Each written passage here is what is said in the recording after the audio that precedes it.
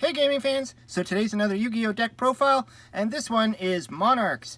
I figured I would update my Monarch deck with some of the newer cards that I ended up picking up, and well, the ban list changed, so there's some cards we can actually add in here. So anyways, let's get to the deck profile. So we got our standard 3 copies of Adia, the Heavenly Squire. I think you say it that way, Adia. So this is like, you got to play the 3 light guys and the 3 dark guys, because they really work well. If this card is normal or special summon, you can special summon one monster with 800 attack or 1000 defense from your deck in defense position. So that would be the other guy. And then also you cannot special summon monsters from the extra deck for the rest of this turn, which is a common theme in this deck, but it's fine because we don't play an extra deck. And if this card is sent to the graveyard, you can target one of your banished Monarch, spell, or trap cards and add it to your hand. So this guy has a lot of like great effects going on here. And of course he's complemented with the Eidos, the Underworld Squire. So you'd play 3 of these. These are all from the structure deck. If you have the structure deck or bought the structure deck in the past. They work together. So if this card is normal or special summon during the main phase of this turn, you could tribute summon one monster in addition to your normal summon or set. You can only gain this effect once per turn. You can banish this card from your graveyard, then target one monster with 800 attack and 1000 defense from your graveyard, except him, and special summon it in defense position. So obviously you'd go for this guy. So that's the reason why they both work together, and they help you bring out the Monarchs and tribute summon. So then for going into the Monarch cards, we have 2 Karez, the Light Monarch. I was actually considering playing some of the other old school Monarchs, like you know, the Dark one or whatever, but you know, maybe I'll play around with that idea. But right now, Karez, I like that he can destroy 2 cards when he's whenever he's just normal or special summon. He gets to destroy 2 cards on the field, and then whoever controls those cards gets to draw 1 card. So, you know, sometimes you destroy your own cards just so you can draw some extra cards. And then well, he's not a Monarch, but he does fit in with the deck pretty well, and that's Majesty's Fiend. So I only put 1 in here. He cannot be special summoned, but when he's on the field, monster effects cannot be activated. So you can kind of shut down your opponent. And that's the way that this deck is kind of going, that I'm trying to like really control my opponent. So then we're going to play 3 of the Ether, the Heavenly Monarch. He's the 2800 beat stick. You can tribute summon this card by tributing 1 tribute summon monster. So the monster has to be tribute summon, like, you know, summon your Karez, and then you could tribute this guy with just the 1 tribute. And then if he's tribute summoned, you can add 2 Monarch, spell, or trap cards with different names from your hand and or deck to your graveyard. And if you do, special summon 1 monster with 2400 or more attack. So pretty much you would just grab your other Monarchs, and then but return it to the hand during the end phase. So you grab whatever you want, and then you could bounce it back. You bounce it back to your hand. So a really good card, 2800.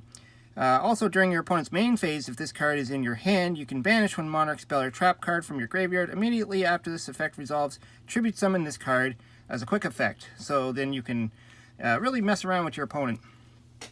And then of course we're going to play 3 of the Dark guy. You know, I was considering when I was building this to throw in 1 Blackluster Soldier, just because, you know, light and darks everywhere, but I changed my mind. So this guy is, you could tribute summon this card by tributing 1 tribute summon monster, so same as the other guy. If this card is tribute summoned, you could send 2 Monarch, spell, or traps with different names from your hand or deck to the graveyard, and if you do, shuffle 1 card from your opponent's hand at random, graveyard or side of the field into the deck. So that's really good. You can just get rid of a card from your opponent, whether it's their hand or field or deck or where, you know, send it to the deck. And that way it doesn't go into the graveyard, so it's an okay effect. Once per turn during either player's main phase, if this card is in your graveyard, you could discard 1 Monarch, spell, or trap card and add this monster from your graveyard. Add a monster, then target 1 monster in your graveyard with 2400 or more attack and add to your hand. So really helps to also, you know, grab monsters if you need them. Then I added in this guy, Akamura Fright. I don't know how to say that. He's basically here just to draw cards. and to act as a possible tribute fodder. So you would play this to your pendulum zone, and if you have no cards in your extra deck except him, you can destroy this card, then draw one card. And you can only use this effect once per turn. So you just put him in your pendulum zone, you don't have an extra deck, so you destroy him, you draw your card. Then, his other effect is he cannot be normal summoned or set, he must be special summoned from your face-up extra deck by having no cards in your extra deck except him, which you will have. And then you can special summon him once per turn this way. If this face-up card in the monster zone leaves the field, then you banish it. So every one of these gives you a draw card and a monster that can be used as a tribute. So really cool. And for the last card, we're going to throw in Yata-Garasu. Now that this guy is off the ban list, it's time to have some fun with him. And I figure in this type of deck, once you start controlling your opponent, if you can get this guy out on the field, your opponent's done. Because if you've, like in this deck, I like to steal monsters and stuff. And if your opponent just doesn't have an out to it, and then you draw this, you're just going to win. So it's really cool. Now onto the spells and traps. The other card that came off the list, Change of Heart. Like I said, I want to steal monsters in this deck, so Change of Heart lets me just grab whatever monster on your opponent's side of the field and take control of it. And with Change of Heart, you get to tribute that monster for a tribute summon if you want. Or just attack with it, or whatever you want to do. Really good card. Then getting to the Monarch stuff, we have 3 Tenacity of the Monarchs. So this card is your Searcher card. You reveal one monster in your hand with 2400 attack and 1000 defense, or 2800 and 1000 defense. Add one Monarch spell or trap from your deck to your hand, except Tenacity. So a really simple effect. It just grabs what you need. Typically you're going to grab your Pantheism of the Monarchs. This is your draw card. So you send one Monarch spell or trap from your hand to the graveyard, draw 2 cards. Then you can banish this card from your graveyard, reveal 3 Monarch spell or trap cards in your deck, and your opponent chooses one, and you add it to your hand. And then you shuffle the rest back into your deck. So this deck is playing a lot of 3-ofs, so you're just going to grab whatever you want. If all 3 are still in the deck, you just grab all 3 copies of which one you want, and your opponent pretty much is going to pick the card you want, which might be this one. It's Domain of the True Monarchs. So this is the card that's going to mess over your opponent as well. Like I was saying with Yata-Garasu, you know, if you get them locked in with Domain of the True Monarchs, then you start attacking them with Yata, they're not going to draw, they're kind of done. So while you have no cards in your extra deck, and you're the only player that controls a tribute summon monster, your opponent cannot special summon monsters from the extra deck. So it basically just cuts out your opponent from using their extra deck. And then if you tribute summon a monster you control, if a tribute summon monster you control attacks an opponent's monster, it gains 800 attack during damage calculation only. So not only does this give that great effect of your opponent can't use their extra deck, it also boosts up your monsters. And then once per turn you could reduce the level of one monster with 2800 attack and 1000 defense in your hand by 2 until the end of this turn. So it allows you to play your bigger Monarch guys for 1 tribute. So that's really good. Then, of course, we're going to use your opponent's monsters again with the Monarch Stormforth. So it allows you to use your opponent's monster as a tribute for your own monster. Really good card. And it's a quick play, so it could be used on your opponent's turn if you have cards that can summon themselves during your opponent's turn. Then I put in 1 March of the Monarchs. Tribute summon monsters you control cannot be targeted or destroyed by card effects. And you cannot special summon from the extra deck, which it's okay. I mean, you got to be careful from that one because of for this guy, he special summons from the extra deck, so you don't want to, put that out when you got that guy in your hand already. But, I put 1 in here. I grabbed it just in case, and you could search it out with your Tenacity if you need it. So, really good card. Then we got 2 Return of the Monarchs. You could not special summon monsters from the extra deck. Again, you got to worry about that 1 card, but that's okay.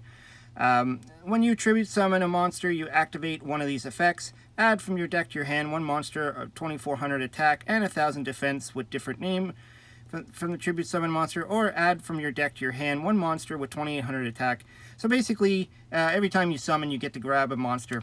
Now, like I was saying with this guy too, if you have one of these cards down and you do want to get this guy's effect off, you do have your Kuraz, which can blow up cards. So you could use that as targets to destroy that card. And then you could free up your, you can now special summon from your extra deck zone if you need to. For traps, we're going to play 2 of the Prime Monarch. This is just a really good card to send to the graveyard through the various effects. Once per turn, you could target 2 Monarch, spell, or trap cards in your graveyard, shuffle them into your deck, and draw 1 card. So that's okay to reshuffle some of your good stuff. And then if this card is in your graveyard, you could banish 1 other Monarch, spell, or trap from your graveyard to special summon this card in defense position. So you get an 1,000 attack, 2,400 defense monster, but you get to use it as tribute fodder if you need to tribute summon. And then for the last card, again, like I said, I like to steal monsters in this deck, so we're going to play 3 Crackdown.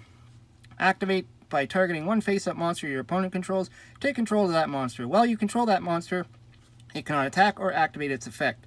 When that monster leaves the field, destroy this card.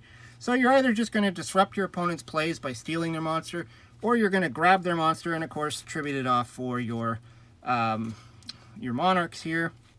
And like I said, if they only had the 1 monster on the field, you use your Crackdown, you steal it, then you slap down your Yata-Garasu, and you attack directly. So that's pretty much the idea there. Anyways, this is the Monarch deck that I decided to put together.